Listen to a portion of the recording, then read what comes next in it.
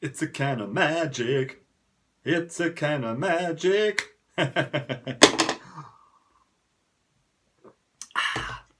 Here we go, back again with another match day preview and also a managerial news video. So yes, Sunderland welcome Doncaster Rovers to the stadium night on Saturday, and yes, it's going to be an absolute bump of a crowd. Jermaine Defoe back in the team. Well, if he starts, I don't know, probably be on the substitutes bench till he gets himself match fit, or he could be absolutely in fantastic shape already, ready to start the game on Saturday. But we are selling tickets like hot buns at this moment in time. Yes, Sunderland have sold over 30,000 tickets, have been sold, with season card holders, and also people have been out and bought tickets online. 30,000 plus tickets so far being sold for the stadium night on Saturday. And if we get another, I think it's another 4,500 more sales, which I'm sure we will do by Saturday, we'll have to open the Premier Concourse. So there we go. Defoe is already paying for his wages, putting seats on bums, and hopefully against Doncaster, who are absolutely in rotten form at this moment in time, we will get 3 points. But before we delve in to the Doncaster preview and their form, we'll have a talk about the managerial situation. Yes, the head coach situation that is ongoing at this moment in time, and there's a name has put his self into the hat. Put his name into the hat. Yes, he wants an interview apparently. He wants to have an interview. It's Roy Keane. Roy Keane is now the favourite at the Bookies to be the next Sunderland manager stroke head coach. Do you believe that? Roy Keane. Roy Keane, who was 50 years of age. The last time he was manager of Sunderland at the stadium night was 2006 to 2008. Now his record then was 100 games in charge. He won 42, he drawn 17 and he lost 41. With a 42% win ratio, then he went to Ipswich where he was in charge of 81 games with not a good record as he was at Sunderland. He spent a lot of time in the Premier League at Sunderland as well as in the Championship. But with Ipswich, 81 games in charge, 28 wins, 25 draws, 28 losses, 36% win ratio. But Ipswich didn't have sort of the backing and the funds I think that Roy Keane did have at under that Irish consortium with Mr. Quinn in charge back in 2008. But do you think Roy Keane will be a good fit for Sunderland at this moment in time? I'm surprised they even put his name into the hat.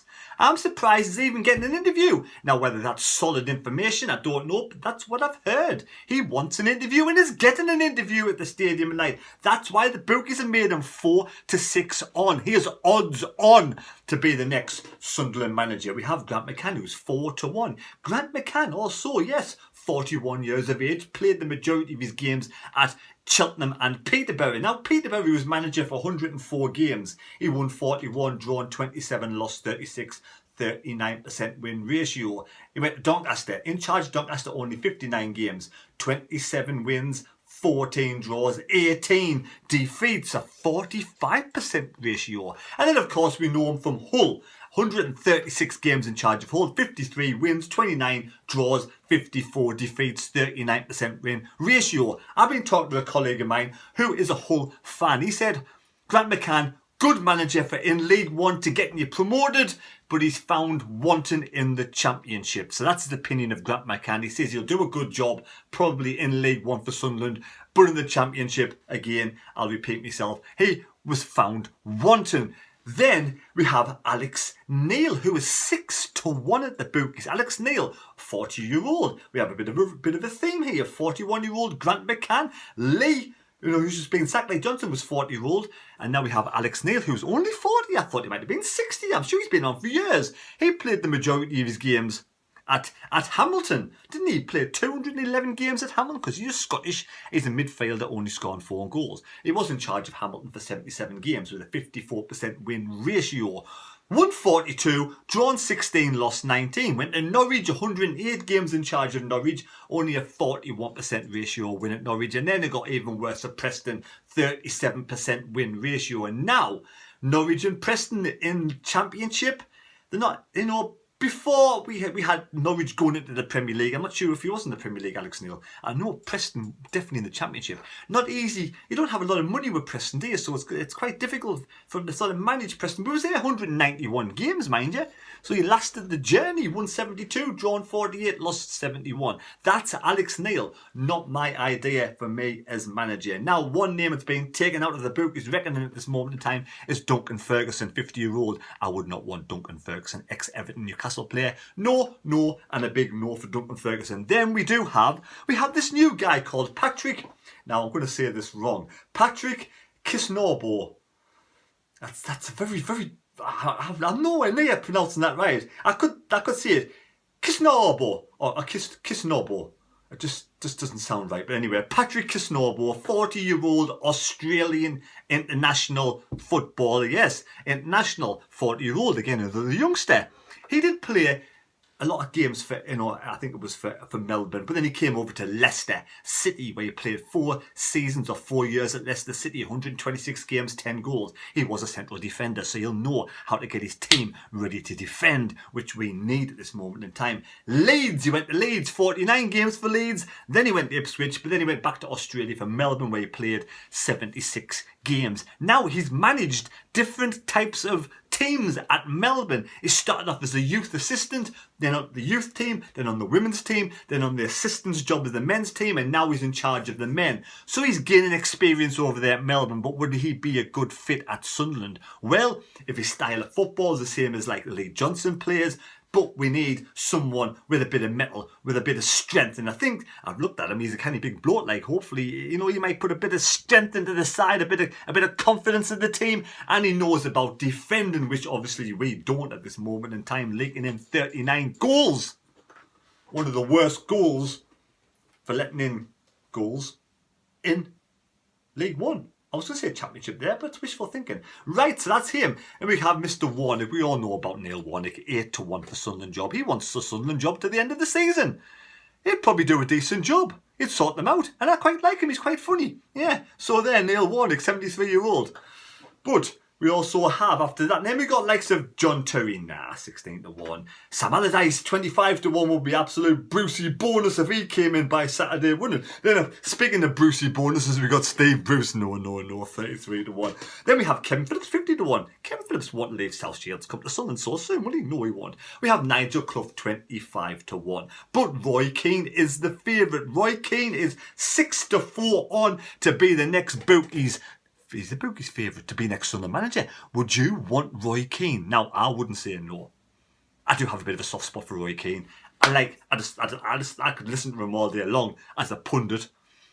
As a manager, I did like him at Sunderland. One of my favourite managers, in my sort of era. So yes, Roy Keane, I would have him. But I'm surprised he's even got an interview, to be honest. I didn't think he'd be KLD's type of bloke. I didn't think he'd be a head coach for starters, unless it's going to be like just an interim to the end of the season. I don't know. They're going to just scrap everything what they're doing and say, right, Roy, you're the guy, you're in charge. No, they wouldn't, would they? They did have Christian Speakman still bringing in the players, but Roy Keane is a kind of bloke who doesn't like being told what to do, does he? So it's a strange one, that old chestnut. But there we go. Roy Keane's the favourite of Sunderland manager. I would like him. But then we go to Doncaster at the weekend. Now, Doncaster at the weekend, we're talking formations 5, 3-2, 4-4-2, 4-2-3-1. To be honest, we should be able to play any goddamn formation against Doncaster and win. I'm not saying that because, there should be a pushover, but we got the squad, we got the team. We've already beaten them 3-0 not so long ago, and that started them off on a really bad run. Since then, they lost 4-3 to Morecambe, they lost 1-0 to Fleetwood, and they lost to Doncaster 2-1. They only won one game, and that was against MK Dons, since they played Sunderland. They got beat of Cambridge 3-1. They lost to Plymouth, and last night they got smashed 5-0. Oliver Younger now plays for them. He played in the game when they won against MK Dons. That was his first game, but he played last night when they got beat 5-0 off Rotherham. Did I say Plymouth before? Yes, Rotherham. They got beat of Rotherham last night 5-0. Now for me, Rotherham have just scooted clear already in that league, haven't they? But Gary McSheffney, I tell you what, at the moment at the bottom of the table, they played 29. They've won 5, drawn 4 and lost 20, and they've got a minus 37 goal difference. A minus 37 goal difference. 19 points they've only accumulated and 11 points off safety.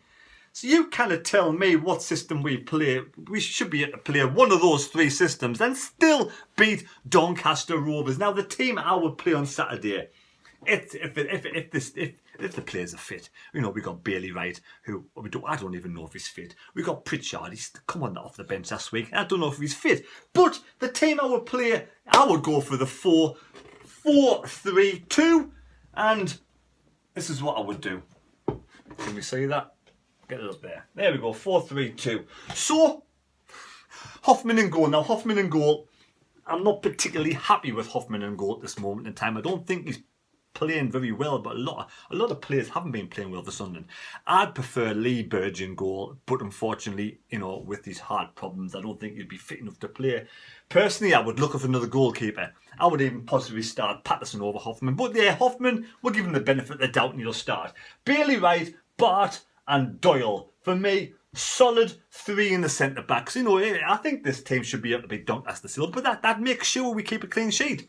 Then I'd have Serkin as left on the left-hand side, left wing back, but, you know, left back, left wing back, whatever you want to call it. And then I'd bring Tri-Hume. We got Tri-Hume in from Lingfield in Ireland, never had a sniff. I don't even know if he's getting a minute on the pitch. So for me, I would start him. I would put him as the right wing back, because I'm sick of the sight of Gooch at this moment in time. Probably needs a rest. You know, I hope Gooch gets back to form, starts playing really well, but for me, he's out of form. But, you know, end of the day, Gooch in there as well probably would be good enough to beat Doncaster. Then we have the J Matete. Oh, I don't know if I'm saying that right. I'll get there eventually.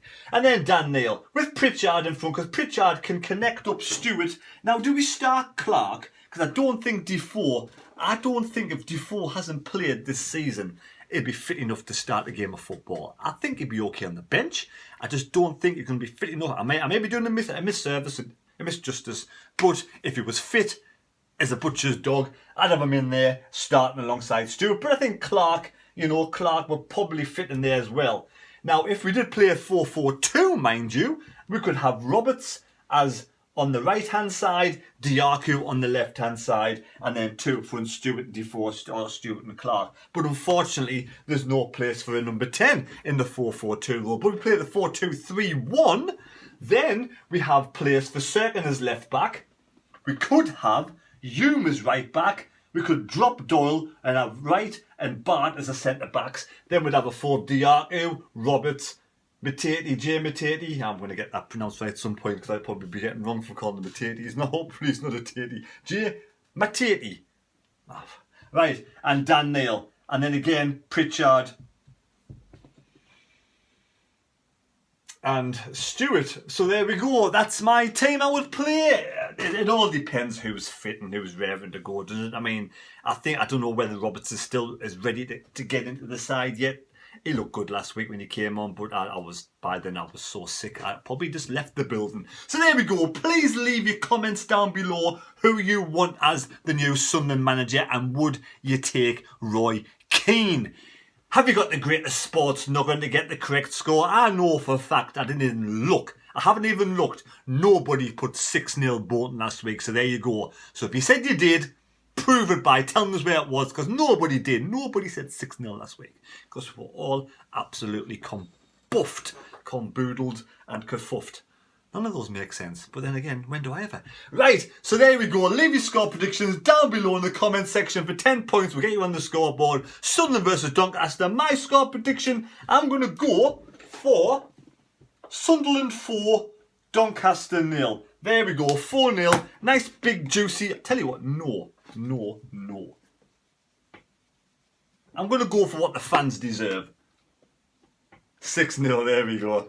Anyway, I am a bit of tongue-in-cheek, you know. I do wish Doncaster all the best for the rest of the season. I wish the fans all the best. I hope somehow they can sneak out the bottom 3. I just can't see them get anything against Sunderland the weekend. But at the end of the day, when am I ever right? So there, take care. God bless me. God go with you. And we'll see you on Saturday for the vlog.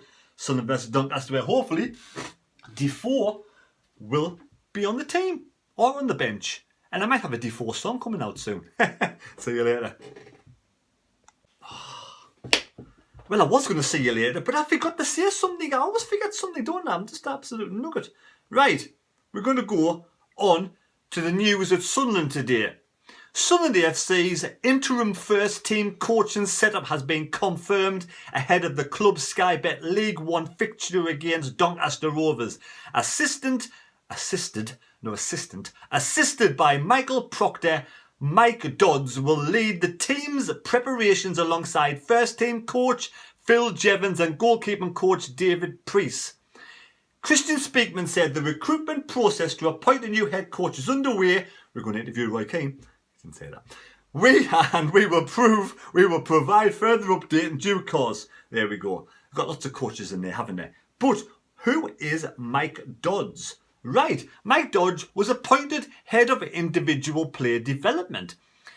Taking on a newly created role at the Academy of Light, Dodds will focus on personalised development across the club's under-18s, under-23s, identifying and implementing bespoke programmes for each individuals based on their unique requirements. Dodds has worked in the youth development within the AFL for over a decade, holding posts at Coventry City, Birmingham City, whilst also supporting the Football Association by presenting